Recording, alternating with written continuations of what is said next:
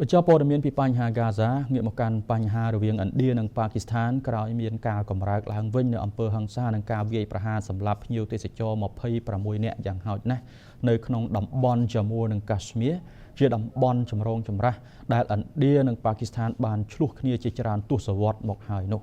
ក្រោយមានហេតុការណ៍បាញ់ប្រហារលើភ្ញៀវទេសចរថ្មីនេះឥឡូវនេះឥណ្ឌាបានប្រកាសពីការទម្លាក់ចោលនៅទំនាក់ទំនងជាមួយនឹងប៉ាគីស្ថានប្រទេសឥណ្ឌាបានប្រកាសនៅវិធានការជាច្រើនដើម្បីបន្ទាបទំនាក់ទំនងរបស់ខ្លួនជាមួយប៉ាគីស្ថាន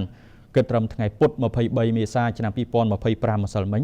រយៈពេល1ថ្ងៃបន្ទាប់ពីក្រុមសកម្មយុទ្ធសង្ស័យថាបានសម្លាប់ក្រុមបរិសុទ្ធដែលជាអ្នកទេសចរចំនួន26នាក់នៅទីតាំងទេសចរមួយនៅតំបន់កាស្មៀរនៅក្នុងការវាយប្រហារដ៏អាក្រក់បំផុតលើជនស៊ីវិលនៅក្នុងប្រទេសនេះអស់រយៈពេល72ទសវត្សរ៍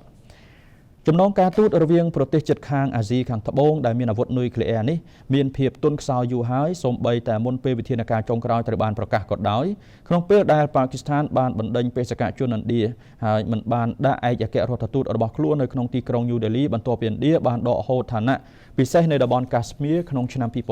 2019កាលពីថ្ងៃពុធរដ្ឋមន្ត្រីការប្រទេសឥណ្ឌាលោក Vikram Misri បានប្រាប់សារព័ត៌មានខ្លីមួយថាការជាប់ពាក់ព័ន្ធឆ្លងព្រំដែនក្នុងការវាយប្រហារនៅកាស្មៀរត្រូវបានគូបញ្ជាក់នៅក្នុងកិច្ចប្រជុំគណៈរដ្ឋមន្ត្រីសន្តិសុខពិសេសដោយជំរុញឲ្យប្រទេសនេះធ្វើសកម្មភាពប្រឆាំងនឹងប៉ាគីស្ថានលោកបាននិយាយថាទីក្រុងញូដេលីនឹងផ្អាកជាបន្ទាន់នៅសន្ធិសញ្ញាដែនទឹក Indus ឆ្នាំ1960រហូតដល់ប៉ាគីស្ថានគួរឲ្យជឿជាក់និងដកការគាំទ្ររបស់ខ្លួនចំពោះអំពើភេរវកម្មឆ្លងព្រំដែនបែបនេះជាវិធានការមួយនៅក្នុងចំណោមវិធានការជាច្រើនទៀតដែលឥណ្ឌាបានប្រកាស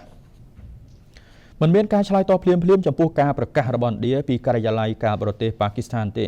គួរឲ្យដឹងថាប៉ាគីស្ថានគឺពឹងផ្អែកខ្លាំងលើទឹកដែលហូរចុះពីប្រព័ន្ធទន្លេក្នុងសន្ធិសញ្ញានេះពីតំបន់កាស្មៀររបស់ឥណ្ឌាសម្រាប់តម្រូវការវារីអគ្គិសនីនិងប្រព័ន្ធធារាសាស្ត្ររបស់ខ្លួន